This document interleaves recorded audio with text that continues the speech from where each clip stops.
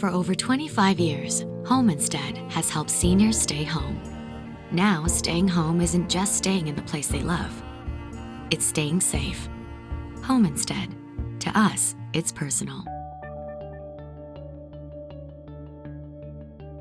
Hi, everybody. My name is Ken Hendricks. I work with HomeInstead Senior Care in Santa Fe, New Mexico. And I want to thank you for joining us for these hashtag Stay Home Instead social distancing coffee chats. The idea behind these conversations is, given the impact of COVID-19 on the senior care field in particular, I just want to do my part here locally to keep the conversation, the information, and the inspiration flowing. And so with that, I'm going to be connecting with all the local experts that I know that I really love working with and get the privilege to work with. And with that, I have my friend Ben Thomson here with me today. Hi, Ben. Hi, Ken. Thanks so much for joining in this experiment with me. I really appreciate it. So Ben Thomson is the owner of Pivotal Consulting, a business consulting company here in Santa Fe, New Mexico. And Ben, the word pivotal, the root in that being pivot, is something we're talking a lot about these days. Wouldn't you say? Yeah, I came up with that name. I mean, it's not a novel name, but I came up with that name several years ago. And I feel that these days it's now become really, really in my face and relevant that what I do matters. Have you ever did you ever watch the show Friends? But occasionally, There's this episode that's hilarious where they're moving a couch up the stairs and Ross keeps yelling the word pivot. Here we go. Pivot. Pivot. Pivot. Pivot. And I was thinking about that today. I might throw that clip in the middle of our conversation here for some comic relief. But the other day, I was just transparently sharing with you about some of my concerns with how the fallout of this situation might affect businesses. And you talked to me about how you feel like the long-term effects of this has a lot to do with our mindset and how we approach these difficulties. And pivoting being one of those things, seeing these difficulties as opportunities for innovation and maybe changing up how we're doing things. Could you talk a little bit more about that? yes.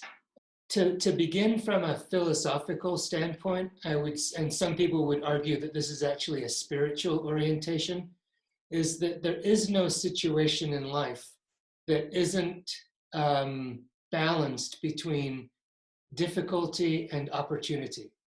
It's in everything. It's in every moment.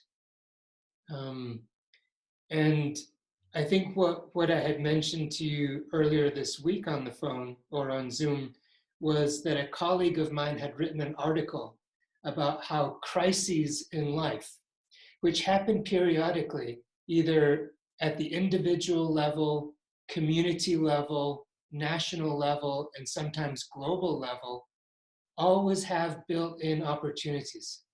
Yeah, that makes a lot of sense. I mean, because it's sometimes when we're in those sessions of brainstorming about how we can overcome an obstacle that's before us, that some people start really shining and they're just problem solvers by nature.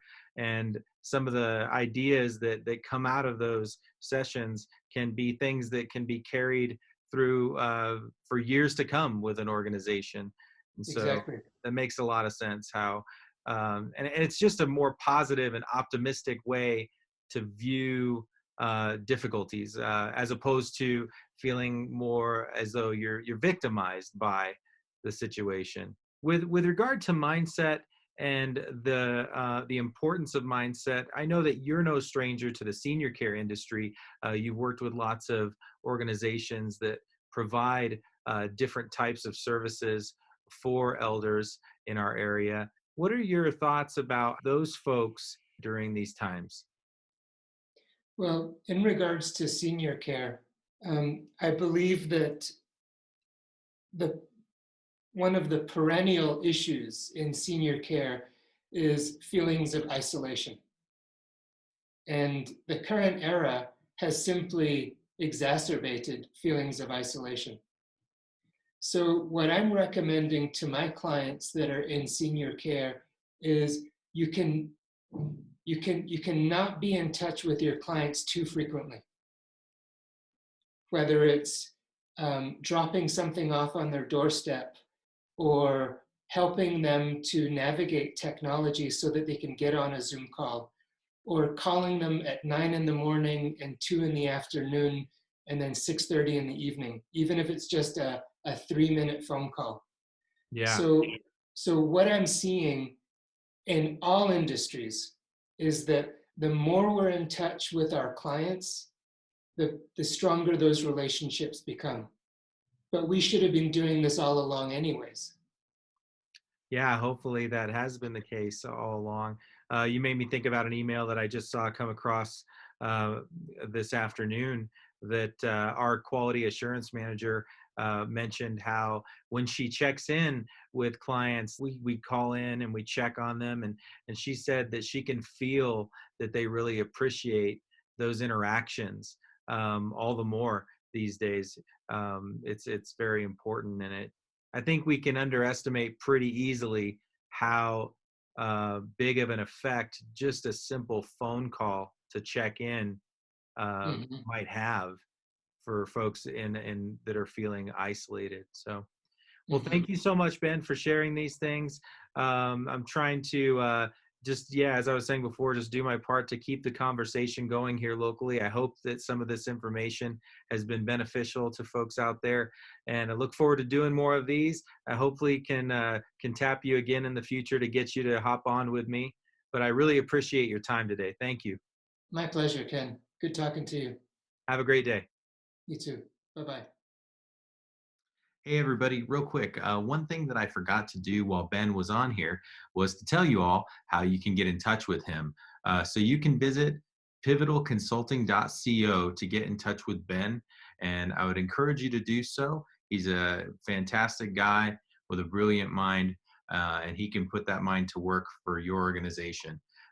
So, yeah, visit pivotalconsulting.co to get in touch with Ben. And thanks again for watching.